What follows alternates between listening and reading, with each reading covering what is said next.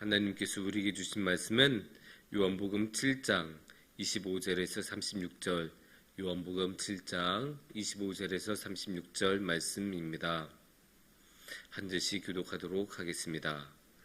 예루살렘 사람 중에서 어떤 사람이 말하되 이는 그들이 죽이고자 하는 그 사람이 아니냐.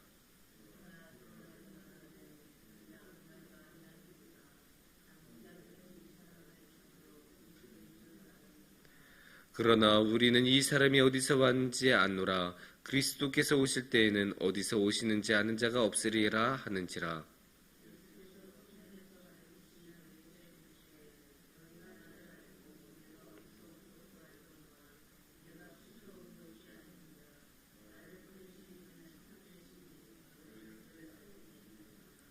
나는 아노니 이는 내가 그에게서 났고 그가 나를 보내셨음이라 하시니.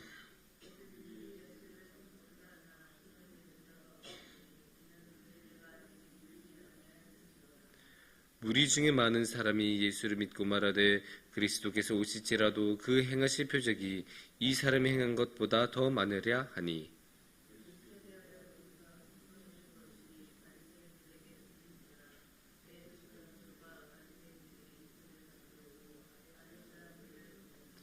예수께서 이르시되 내가 너희와 함께 조금 더 있다가 나를 보내신 이에게로 돌아가겠노라.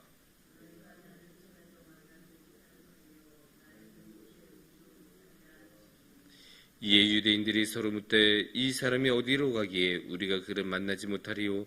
헬라인 중에 흩어져 사는 자들에게로 가서 헬라인을 가르칠 터인가.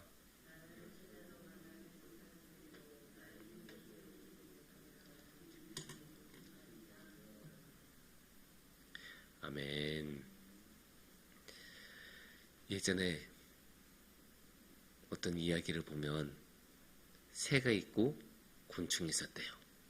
새하고 이제 곤충이 만나서 서로 대화를 하는데 곤충이 물어본대요. 새야, 너 온몸에 있는 그게 뭐야? 이거 깃털이야. 깃털? 그런 게 왜 필요해? 나는 이거 나는데도 필요하고 이제 또 추울 때가 오면 이렇게 몸에 이게 덮어서 체온을 유지해줘야 돼. 추울 때가 와? 지금 여름인데 언제 추워? 아, 여름이 지나면 이제 겨울이 올 거야. 겨울? 겨울 그게 뭐야?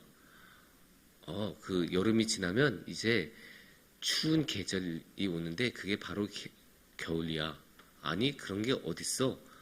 곤충은 그거를 이해를 못해요. 왜냐? 곤충은 여름이 지나면 이제 추운 계절이 오기 전에 이미 죽기 때문에 그 겨울이란 게 뭔지를 전혀 이해를 못해요. 그래서 새가 왜 깃털을 가지고 있어야 하는지, 왜 따뜻하게 자신의 몸을 보호해야 되는지 전혀 이해하지 못합니다. 왜냐? 이 곤충은 살아가면서 겨울을 경험한 적도 없고 앞으로 겨울을 경험할 그런 상황은 절대 오지 않기 때문입니다. 이런 거를 보면 한 가지 우리가 알 수 있죠. 우리는 살아가면서 여러 가지를 배우고 여러 가지 알게 되면서 살아가지만 우리가 전혀 경험해보지 못한 것, 전혀 체험해보지 못한 것에 대해서는 아무리 설명을 해줘도 이해를 하지 못합니다. 전혀 이해를 못하고 그게 무슨 말인지 감조차 받지 못할 때가 있어요. 그런 모습을 우리가 오늘의 말씀에서도 봅니다. 여기 이쪽에는 예수님이 있고 이쪽에는 예수님을 반대하는 대적자들이 있습니다. 항상 자주 나오는 성경의 구도이죠. 신약 성경에 자주 예수님과 예수님의 대적자들을 이렇게 서로 반대해 주면서 갈등이 일어나고 충돌이 일어나는 모습을 볼 수 있는데 그 갈등과 충돌이 얼마나 심했냐면 25절을 보면 그 정도를 알 수 있습니다. 25절에선 예루살렘 사람 중에서 어떤 사람이 말하되 이는 그들이 죽이고자 하는 그 사람이 아니냐. 뭐라고 나옵니까? 그들이 죽이고자 하는 그 사람이 아니냐. 이 말이 가지고 있는 함의가 사실 굉장히 강하거든요. 일단 이 말 죽이고자 한다. 이것만으로도 너무 강해서 거기 완전 확 빨려들 법한데 그러니까 어떤 사람을 죽이려고 한다는 것은 정말로 강렬한 증오나 혐오를 가지고 있다는 거잖아요. 누군가를 죽이겠다고 우리가 말로는 그렇게 많이 하더라도 정말로 죽이고자 하는 마음을 가지는 경우는 정말로 없죠. 그렇기 때문에 이 죽이고자 한다라고 한 것만 해도 얼마나 그 갈등의 수준이 심했는지 알 수가 있습니다. 그런데 또 심지어 여기 25절을 다시 생각해 보면 어떤 사람이 예수님이 지나갈 때 볼 때 이렇게 말해요. 저거 예수라고 불리는 사람 아니야? 그 사람들이 요즘 막 죽이려고 하는 그런 사람인데 이렇게 말했다는 거 아니에요? 근데 생각해 보세요. 어떤 사람을 지칭할 때 저 사람은 죽이려고 하는 사람이다. 이렇게 우리가 말하지는 않잖아요. 저 사람은 뭐 어느 동네 저기 뭐 대전에서 왔던 부산에서 왔던 광주에서 왔던 어디서 온 사람이다. 아니면 저 사람은 무슨 직업으로 말해서 저 사람은 요리사다. 저 사람은 의사다. 우리가 이렇게 말을 하든지 아니면 우리가 행적을 가지고 이야기하죠. 저 사람은 아주 좋은 일을 많이 하신 분이야. 기부금도 많이 내신 분이야. 아유, 저 사람은 사람을 아주 험하게 대하는 사람이야. 우리가 이런 식으로 표현하잖아요. 보통 그 사람의 행적을 가지고 말하든 직업을 가지고 말하든 출신을 가지고 말하든 그런 식으로 우리가 말을 하는데 여기서는 뭐라고 해요? 죽이고자 하는 사람이다. 아니, 누가 사람을 지칭할 때 죽이고자 하는 사람이다라고 지칭합니까? 이것만 봐도 이 유대인 사회 내에서 예수님이 굉장히 많은 화제가 되었고 그 화제가 된 것으로 인해 이 사람들이 얼마나 예수님을 증오하고 있고 얼마나 예수님에 대해서 배척을 하고 있는지 그 갈등의 정도가 얼마나 심한지 여기서 드러난다는 거죠. 이미 지칭할 때부터 예수님도 아니에요. 나사렛에서 온 사람도 아니에요. 목수도 아니에요. 많은 사람을 살린 사람도 아니에요. 죽이고자 아니에요. 그만큼 갈등이 너무나 심해요. 근데 이 갈등이 심한 이유는 근본적으로 사람들이 이 유대인 사회가 예수님을 이해하지 못하기 때문이에요. 아니, 예수님을 이해를 제대로 했다면 예수님을 그렇게 죽이라고 했을 리가 없죠. 그럴 리가 없어요. 왜 예수님을 죽여요? 그런데 이 오해가 계속되는 것을 볼 수 있어요.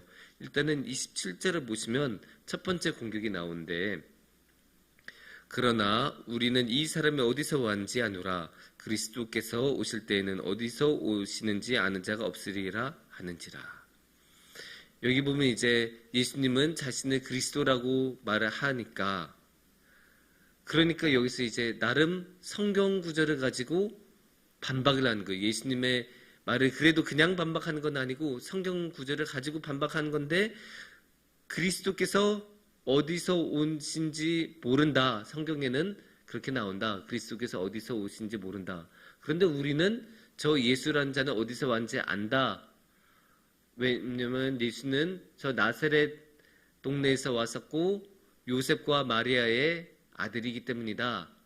그래서 이 예수는 그리스도가 아니다. 나름 굉장히 논리적인 3단 문법으로 이야기를 하고 있습니다.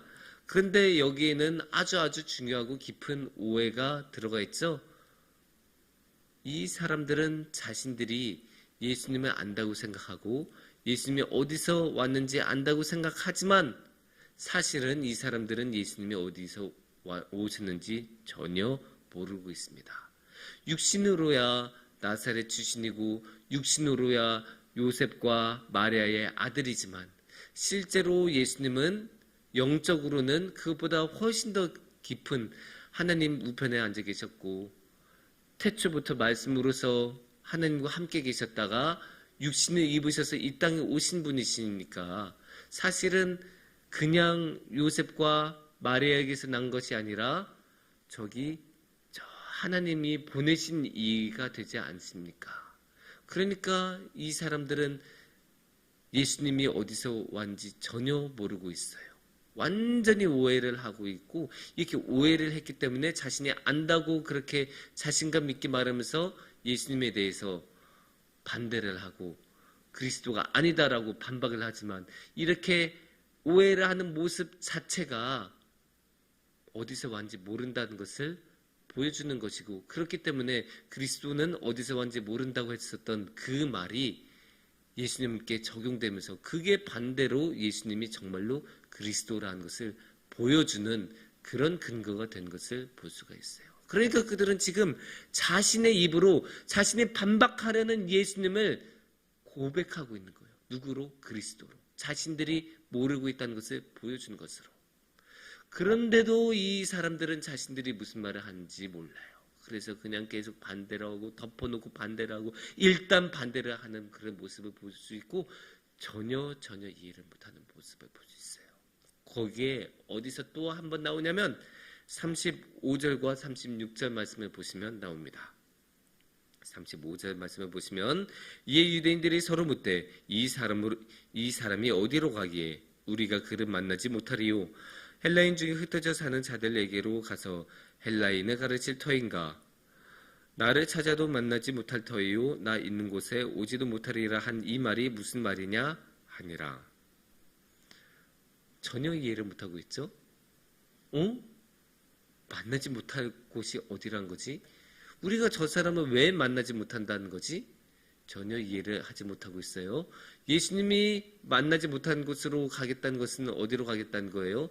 주님의 우편으로 가겠다는 것 아니에요. 아버지 하나님의 우편에 다시 올라가겠다, 그 말을 하고 있는 건데, 이 사람들은 전혀 그게 어디인지 감도 못 잡고 있고, 엉뚱하게 저 로마 제국 곳곳에 퍼져 있는 저 헬라 그 문화권에 살고 있는 유대인들, 우리가 일명 디아스포라라고 하죠. 디아스포라 유대인들 중에 어느 한 곳으로 가서 그쪽에서 말씀을 전하겠다는 건가? 이렇게 이야기를 하고 있어요.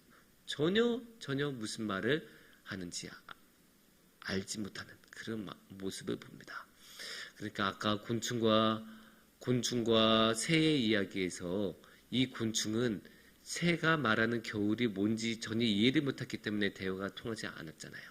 그런데 여기서 보면 결국 이 유대인 사람들은 저 천국, 아버지 하나님의 나라, 아버지 하나님의 우편이 무엇인지 어디인지 전혀 모르기 때문에 예수님이 무슨 말을 하든 전혀 이해를 하지 못하고, 예수님이 말씀하시는 한마디 한마디를 받아들이지 못하고 이해하지 못하는 그런 모습을 우리가 볼 수 있습니다.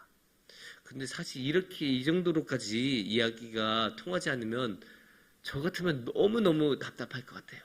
저 같으면 그냥 한두 마디 했다가 아이고 그냥 내가 하지 뭐, 그냥 내가 가지 뭐, 이런 식으로 행동할 것 같은데, 예수님은 그런 싫은 내색도 전혀 보이지 않으시고 그냥 말을 길게 하지 않으시고 그 대신에 하신 말씀은 그래도 계속 하시고 그런 모습을 보이는데, 그런데 여기서 중요한 게 있어요.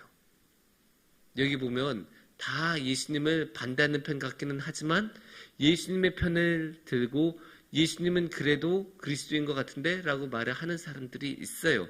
그 사람들이 어디서 나타나냐면 31절 말씀을 보면 나옵니다. 31절 말씀을 보시면 무리 중에 많은 사람이 예수를 믿고 말하되 그리스도께서 오실지라도 그 행하실 표적이 이 사람이 행한 것보다 더 많으랴 하니. 그러니까 여기 뭐라고 나와요? 정확히 예수를 믿고 말하되. 그러니까 이 유대인 사회 내에서도 예수님을 믿던 사람들이 있어요. 근데 중요한 거는 이 사람들이 다른 그 반대하는 사람들보다 머리가 똑똑해서 예수님을 잘 믿었을까요? 이 사람들이 말이 더 잘 통해서 예수님을 믿었을까요? 아니에요. 이 31절 말씀을 보시면 아주 중요한 게 나오는데, 이 사람들이 예수님을 무엇으로 변호하냐면 표적을 가지고 변호해요. 그 행하실 표적이 이 사람이 행한 것보다 더 많으랴. 그러니까 예수님을 변호하는 사람들은 예수님 많은 행실을 했다, 이 표적을 봐라, 그만큼 많은 표적을 행하지 않았냐, 귀신은 내쫓고 병자들을 치유하고, 그것들을 보면 이 예수님은 진짜라는 것, 그리스도라는 것을 알 수 있지 않겠느냐, 그렇게 말을 하고 있는 거예요. 그래서 여기서 중요한 게 뭐예요? 이 사람들도 예수님 말씀 그 깊이를 다 이해하지 못했을 가능성이 높아요.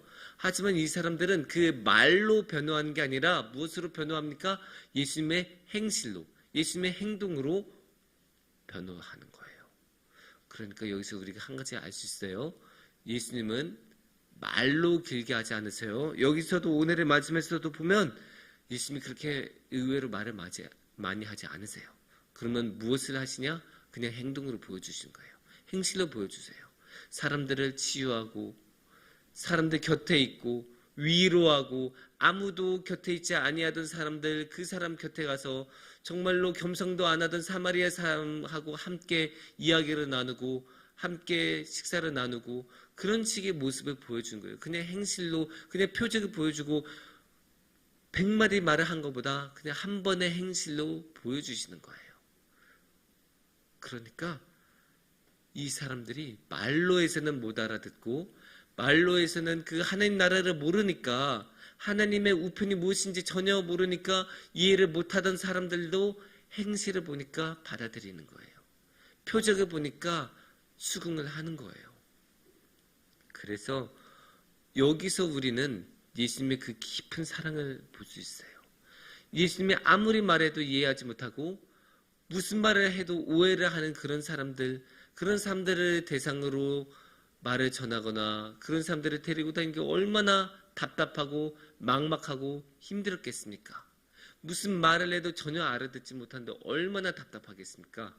하지만 예수님은 그 답답함 그대로 짊어지고 계속 행실로 보여줘요. 근데 그 행실이 무엇입니까? 다 사람들을 이롭게 하는 행실이잖아요. 다 그들을 도와주는 행실이잖아요. 그러니까 그만큼 그렇게 도와주는 마음, 그렇게 이해를 못하고 오해하는 사람들을 그래도 지켜주고 도와주려는 그 마음이 예수님의 사랑이 아니겠습니까? 그 예수님의 사랑은 어디에서 정점으로 나타납니까? 저 십자가에서 나타나지 않겠습니까?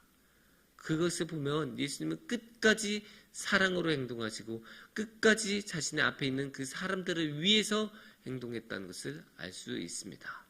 그만큼 예수님의 그 깊은 사랑을 우리가 알 수 있고 예수님이 말이 통하지 않자 우리는 아무리 해도 예수님을 이해하지 못하자 예수님은 그냥 행동으로 묵묵하게 행실로 예수님의 사랑을 보여주었던 것을 알 수 있습니다.